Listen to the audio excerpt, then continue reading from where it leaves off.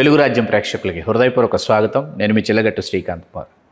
గతంలో సుప్రసిద్ధ సినీ రచయిత గౌరవనీయులు మాన్య మహోదయులు శ్రీ చిన్ని కృష్ణ గారు మన తెలుగు రాజ్యానికి మనం వెలకట్టలేనటువంటి ఒక ఇంటర్వ్యూ ఇచ్చారు, మీ అందరికీ తెలుసు.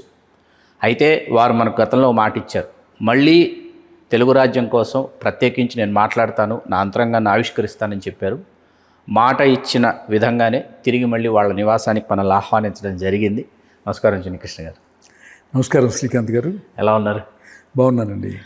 కనీ విని ఎరుగని విధంగా ఈవేళ పెద్ద సినిమా గురించి జరుగుతున్నటువంటి చర్చ, మరీ ముఖ్యంగా హీరోయిన్ విషయంలో. ఎప్పుడూ గతంలో హీరోయిన్ గురించి ఇంత చర్చ, ఎందుకంటే ఇతర భాషల నటీనటులు సాంకేతిక నిపుణులు కూడా హీరోయిన్ గురించి చర్చ చేయడం అనేది, దర్శకుడు బహిరంగంగా క్షమాపణ చెప్పడం, అట్లాగే హీరోయిన్కి సంబంధించిన కొన్ని సన్నివేశాలని తొలగించడం, వీటన్నిటినీ ఒకసారి చూస్తే అసలు స్క్రిప్ట్లో హీరోయిన్కి ఉన్నటువంటి ఇంపార్టెన్స్ ఏంటి, అసలు ఎందుకు ఈ స్క్రిప్ట్లో ఉన్నటువంటి హీరోయిన్ అచ్చియమ్మ పాత్ర గురించి ఇంత చర్చ జరుగుతోందంటే, ఒక సీనియర్ అండ్ సిన్సియర్ స్క్రిప్ట్ రైటర్గా మీరేం మాట్లాడతారు? పర్టికులర్గా హీరోయిన్ టాపిక్ మాట్లాడమంటారా, లేకపోతే టోటల్గా ఫిలిం గురించి అనాలిసిస్ చేసి ఆఖరిలో దాని గురించి మాట్లాడారు? టోటల్గా ఫిలిం గురించి ఎలా అనాలిసిస్ చేసి హీరోయిన్ గురించి మాట్లాడతారు. నేను సినిమా చూసిన వెంటనే నాకు వచ్చినటువంటి అభిప్రాయం ఏంటంటే, బుచ్చిబాబు అద్భుతమైనటువంటి కథ రాశాడు. బుచ్చిబాబు గారిలో ఉన్నటువంటి 2 డైమెన్షన్స్ నేను విడదీస్తాను. ఒకటి దర్శకుడు, 2 రచయిత. 2 అతనే. సో రచయిత వేరు కాదు, తన నుంచి పుట్టిన కథ.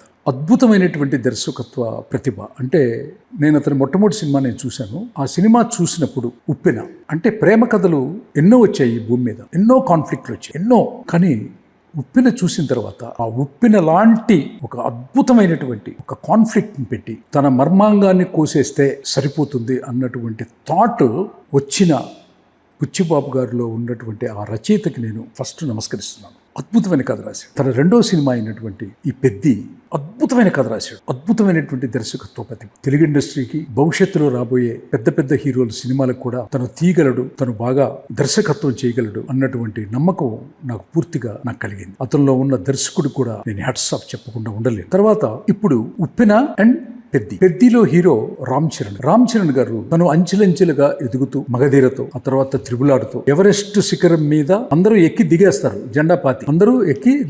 జెండా పాతి. కానీ రాజమౌళి గారు మాత్రం అక్కడే ఒక పద్మాసనంలో కూర్చొని మెడిటేషన్ చేస్తున్నాడు. ఆయన అంత పెద్ద దర్శకుడు RRR హ్యాండిల్ చేసిన విధానం గాని, రామ్ చరణ్ తేజ గారిని పోర్ట్రేట్ చేసిన విధానం గాని, అసలు 1000 మంది శతద్రువం సేదుడు, అది మగధీర. ఇక్కడ పోలీస్ ఆఫీసర్ వేల మందితో చేసే యాక్షన్ ఎపిసోడ్ కానివ్వండి, ఆయన ఇమేజ్ని ఆకాశానికి ఎత్తేసేసి ఒక సూపర్ మ్యాన్ ఇమేజ్కి, ఒక సూపర్ స్టార్ ఇమేజ్కి అక్కడ వెళ్ళి కూర్చోబెట్టేశారు రామ్ చరణ్ గారు. ఇప్పుడు పెద్ది కథలో ఒక చిన్న అంటే చాలా చిన్న లోపమే అది. నేను పెద్ద లోపంగా, నేను ఒక రచయితగా నేను దాన్ని టార్చ్లెట్ వేసి అందరూ మాట్లాడినట్టు నేను మాట్లాడలేను.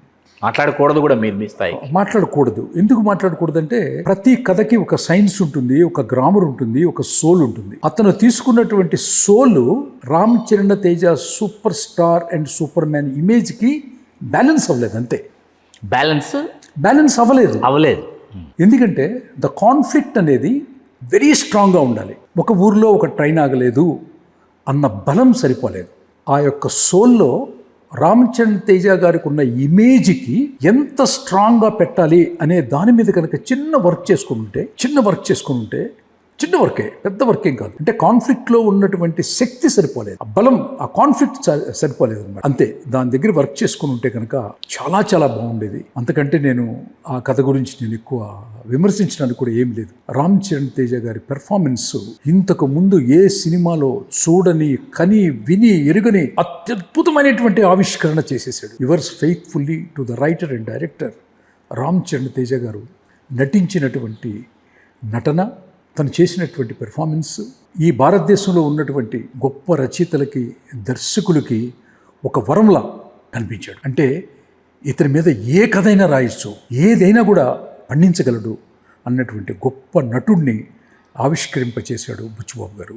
అండ్ రామ్ చరణ్ తేజ్ గారు కూడా అలాగే చేశారు. సో ఇక్కడ పెద్ది అనేది కొంచెం డివైడెడ్, అంటే పాన్ ఇండియా అనుకొని ఈ భారతదేశంలో ఉన్నటువంటి అన్ని రాష్ట్రాల్లో కంపారిటివ్లీ పుష్పతో పోలుస్తారు, ఆటోమేటిక్గా పోలుస్తారు, అది తప్పదు. ఎందుకు పాన్ ఇండియాలో రెవెన్యూ రాలేదు అంటే ఈ యొక్క రూట్ కాజులో ఉన్నటువంటి ఈ కాన్ఫ్లిక్ట్ని ఎక్కువ బలపరచలేకపోవటం వల్లే. దాన్ని కనుక బలపరిచుంటే, సపోజ్ ఓ లగాన్ తీసుకుందాం. ఒక లగాన్లో ఎప్పుడో 30 సంవత్సరాల క్రితం ఎప్పుడో వచ్చినటువంటి లగాన్లో కూడా ఒక క్రికెట్ ఆట ఆడి మీ శిస్తు చెల్లించకుండా మేము వదిలిపెడతామంటే ఏమీ తెలియదు, కోళ్ళు కాసుకొని గోళీలు ఆడుకునే ఒక రాజస్థాన్, ఒక ఎడారి ప్రాంతంలో ఉన్నటువంటి ఒక ట్రైబల్ వాళ్ళు ఎట్లా నేర్చుకున్నారు, ఎట్లా తర్ఫీదయ్యారు, ఎట్లా గెలిచారు అన్నది ఒక సింగిల్ దీంట్లో పెట్టారు అన్నమాట. సో అట్లా ఒక స్ట్రాంగెస్ట్ పాయింట్ ఇక ప్రాణాల మీదకి వచ్చేసింది, అందరి ప్రాణాలు పోతున్నాయి, ఇక అందరూ ఇంకా మొత్తం చచ్చిపోతారు, రోజుకొకడు చచ్చిపోతున్నాడు, గంటకొకడు చచ్చిపోతున్నాడు, నేను ఇది సాధించాలి అన్నటువంటి ఒక స్ట్రాంగ్ సోల్ను కనుక పెట్టగలిగి ఉంటే, పెద్దిలో పెట్టగలిగి ఉంటే ఇది పాన్ ఇండియాలో అద్భుతంగా పే చేసేది అని నాకు అనిపించింది. ఎవరు తప్పు లేదు, చిన్న స్క్రిప్ట్ కరెక్షన్ అంతే. దెన్ అంత గొప్పగా తీసినటువంటి నిర్మాత గారిని కూడా అప్రిషియేట్ చేయాలి. ఖచ్చితంగా నిర్మాతలు అభినందించారు, దర్శకుడికి పూర్తి స్వేచ్ఛ ఇచ్చారు. పూర్తి స్వేచ్ఛనిచ్చినటువంటి ఆ యొక్క మైత్రి మూవీస్ వాళ్ళు కూడా సుకుమార్ రైటింగ్స్ 3 సంవత్సరాలు. మా సుకుమార్ గారు అంటే ఇక మాకు తమ్ముడు, నాకు చాలా ఇష్టమైనటువంటి ఒక దర్శకుడు. సో వీళ్ళందరూ కలిసి అద్భుతమైనటువంటి ఒక సృష్టిని చేశారు. దాంట్లో విమర్శలు ఏమి లేవు. కానీ మీరు వేసిన ప్రశ్నకి మాత్రం ఇప్పుడు సమాధానం చెప్తాను తప్పకుండా. శ్రీదేవి గారి అమ్మాయిని ఫస్ట్ టైం రామ్ చరణ్ తేజ గారితో యాక్ట్ చేస్తుంది అనగానే మనకి చిరంజీవి గారు, శ్రీదేవి గారు యాక్ట్ చేసినటువంటి జగదేక వీరుడు అతిలోక సుందరి ఒక చరిత్ర, ఒక పెద్ద మాన్యుమెంట్ అది. సో అందరూ అట్లా ఎక్స్పెక్ట్ చేసి ఉండొచ్చు. ఈ అమ్మాయి పాత్ర ఎందుకు స్ట్రాంగ్గా స్క్రిప్ట్లో తీసుకురాలేదు ఎందుకని అంటే తీసుకురాలేదు ఎందుకంటే ఆ స్క్రిప్ట్ మ్యానుఫ్యాక్చర్ అయ్యేటప్పుడే ఆ స్క్రిప్ట్లో సోలే బలహీనంగా ఉంది. ఆ బలహీనంగా ఉన్న సోల్లో ఈ అమ్మాయి వచ్చి కూర్చోటానికి అసలు అవకాశమే లేదు. సో అట్లా అని మనం తీసేయటానికి వీల్లేదు. ఎందుకంటే మీరు కానీ నేను కానీ ఈ సృష్టి మొత్తంలో ఉన్నటువంటి ఈ భూమండలంలో ఉన్నటువంటి ప్రతి వ్యక్తి తల్లి లేకుండా ఎవరు పుట్టరు. అంటే మనకి ఆడవాళ్ళ ఇంపార్టెన్స్, తల్లి ఇంపార్టెన్స్, ఫిమేల్ యొక్క ఇంపార్టెన్స్ అనేది ప్రతి కథలో కూడా అవసరం అనేది నేను పూర్తిగా విశ్వసిస్తాను. నేను రాసినటువంటి నరసింహ కానివ్వండి, రమ్యకృష్ణని ఎంత లోపలికి తీసుకొచ్చామో, నరసింహనాయుడు తీసుకోండి, సిమ్రాన్ పాత్రని ఎంత లోపలికి తీసుకొచ్చామో, ఎంత ఇంపార్టెన్స్లోకి తీసుకొచ్చామో, ఆ తర్వాత ఇంద్ర మీకు తెలియదు కాదు ఎంత ఇంపార్టెన్స్ అంటే ఫస్ట్ హీరోయిన్ అండ్ సెకండ్ హీరోయినే డెసిషన్ చేస్తాం అన్నమాట. పంచాయతీలో డెసిషన్ చేసి ఆ అమ్మాయిదే ఆఖరి కోరిక అవుతుంది, ఆర్తి అగర్వాల్. అట్లా లోపలికి తీసుకొచ్చి ఆ తర్వాత అల్లు అర్జున్ గారి మొట్టమొదటి సినిమా అయినా టైటిలే గంగోత్రి, ఆ అమ్మాయిదే కథ. ఆ అమ్మాయి కథలో బన్నీ ఉంటాడు అంతే. ఆ అమ్మాయి కథలో సింహాద్రి అనే పాత్ర ఉంది అంతే. సో అట్లా ఇక్కడి నుంచైనా కూడా ఇట్లాంటి తప్పులు దొరలకుండా లేడీస్కి, ఆడవాళ్ళకి అంటే హీరోయిన్ పాత్రకి చాలా ఇంపార్టెన్స్ ఉంటే చాలా బాగుంటుంది, హాయిగా ఉంటుందని. అందాకెందుకు నిన్నగాక మొన్న మనశంకర్ వరప్రసాద్ చూసాం, మొత్తం అమ్మాయి చుట్టూ నయనతార గారి చుట్టూనే కత్తిరుగుతుంది. సో అందుకోసమని బుచ్చిబాబు గారు గొప్ప దర్శకుడు, గొప్ప రచయిత, there is no doubt about it. ఆయన అపాలజీ కోరుకున్నారని కూడా మీరు చెప్పారు, తప్పైందని. అంత పెద్ద అపాలజీ కోరుకునేంత తప్పు చేయలేదు. కానీ ఆయన మీద ఎక్కువ ప్రెషర్ పెట్టకుండా నెక్స్ట్ సినిమా భారతదేశం గర్వించేదగ్గ కథని, దర్శకత్వాన్ని అందిస్తాడని నేను మనస్ఫూర్తిగా బుచ్చిబాబు గారిని మీద నా నమ్మకం అద్భుతంగా చేస్తాడు. మనందరం చూస్తాము, దాని గురించి కూడా మనం మాట్లాడుకుంటాం. ఇంత చరిత్ర వచ్చిందా అనేది.